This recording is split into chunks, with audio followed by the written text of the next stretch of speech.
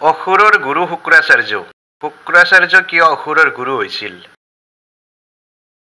শুক্ৰাচাৰ্যক অসুৰ বা দৈত্যৰ গুৰু বুলি কোৱা হয়।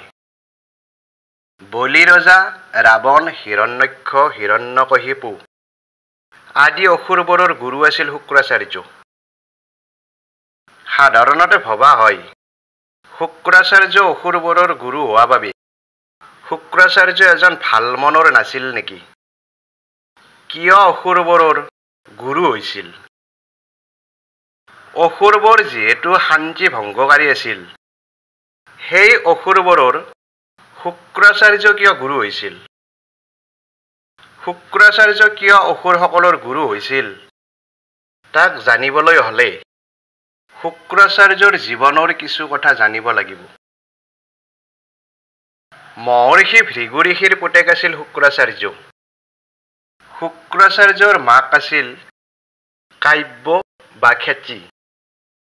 জন্মৰ পাছৰে পৰা শুক্ৰাচাৰ্য কাম-কাজত বিশুদ্ধ অন্তৰ, উজ্জ্বল আৰু স্বচ্ছ মন এটা প্ৰতিফলন হৈছিল।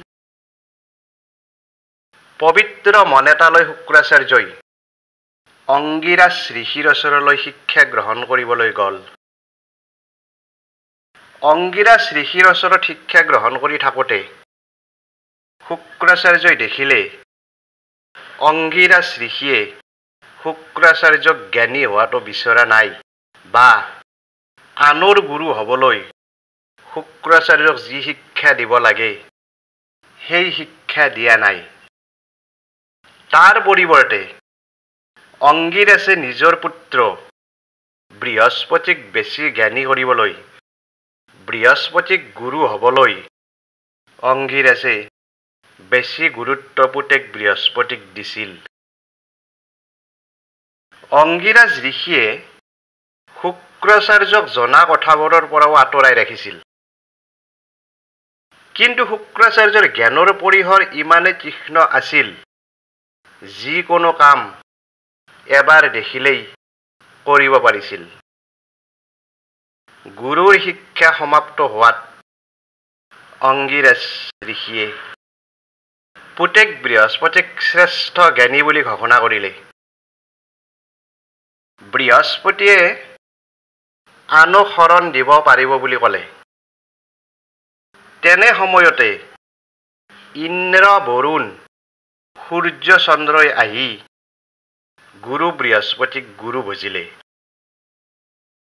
চকুৰ আগতে ঘটনাবোৰ দেখি অপমানবোধ কৰি শুক্ৰাচাৰ্যই ভাবিলে দেৱতাসকলৰ মাজত শুক্ৰাচাৰ্যই ভাল সন্মান নাপালে। দেৱলোকে শুক্ৰাচাৰ্যক উচিত মূল্য নিদিলে। ইয়াৰ পাছতে শুক্ৰাচাৰ্যই স্বৰ্গত স্থান নাপাই অসুৰৰ ৰাজ্যলৈ গ'ল। অসুৰৰ ৰাজ্যলৈ গৈ শুক্ৰাচাৰ্যই দেখিলে দেৱতা আৰু অসুৰসকলৰ প্ৰায়ে যুদ্ধ লাগি থাকে। যুদ্ধত দেৱতাসকলৰ জয় হয় আৰু দৈত্যবোৰ মৃত্যুমুখত পৰে। মৃত অসুৰবোৰক জীয়াই তুলিবলৈ শুক্ৰাচাৰ্যই শিৱক তপস্যা কৰিব ধৰিলে। শুক্ৰাচাৰ্যৰ ঘোৰ তপস্যা দেখি ভয় পাই স্বৰ্গৰ দেৱতাসকলে ইন্দ্ৰৰ ওচৰলৈ গৈ দেৱৰাজ ইন্দ্ৰক শুক্ৰাচাৰ্যৰ তপস্যা ভংগ কৰিবলৈ দাবী জনালে। ইন্দ্ৰদেৱে নিজৰ কন্যা জয়ন্তীক শুক্ৰাচাৰ্যৰ তপস্যা ভংগ কৰিবলৈ অসুৰৰ ৰাজ্যলৈ পঠিয়াই দিলে।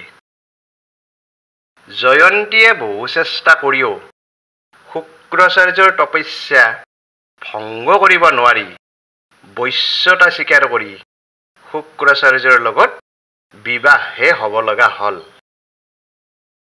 শুক্ৰাচাৰ্যৰ তপস্যাক স্বীকাৰ কৰি শিৱই সঞ্জীৱনী মন্ত্ৰ শুক্ৰাচাৰ্যক প্ৰদান কৰিলে। সঞ্জীৱনী মন্ত্ৰ হ'ল মৃত্যুৰ পাছতো যাক জীয়াই তুলিব পাৰি। তাৰ পাছতে স্বৰ্গৰ দেৱতাসকলৰ লগত হোৱা যুদ্ধত অসুৰসকল মৰিলেও যেতিয়া শুক্ৰাচাৰ্যই সঞ্জীৱনী মন্ত্ৰৰ দ্বাৰা অসুৰসকলক জীয়াই তুলিব ধৰিলে, সকলো অসুৰে ভাল পাই শুক্ৰাচাৰ্যক গুৰু মানি লৈ শুক্ৰাচাৰ্যৰ ওচৰত শৰণ ল'বলৈ ধৰিলে। এনেদৰে শুক্ৰাচাৰ্য অসুৰ দৈত্যসকলৰ গুৰু হৈ পৰিছিল। কথাটো হ'ল, ঋষি অংগিৰাছৰ বৈষম্যৰ বশৱৰ্তী হৈ শুক্ৰাচাৰ্য দৈত্যবৰৰ গুৰু হ'ব লগা হৈছিল। ঋষি অংগিৰাছে যদি স্বাৰ্থ নকৰিলে হয়, তেন্তে হয়তো গুৰু বৃহস্পতিৰ ঠাই আজিও শুক্ৰাচাৰ্যই অধিকাৰ কৰি থাকিলেহেঁতেন।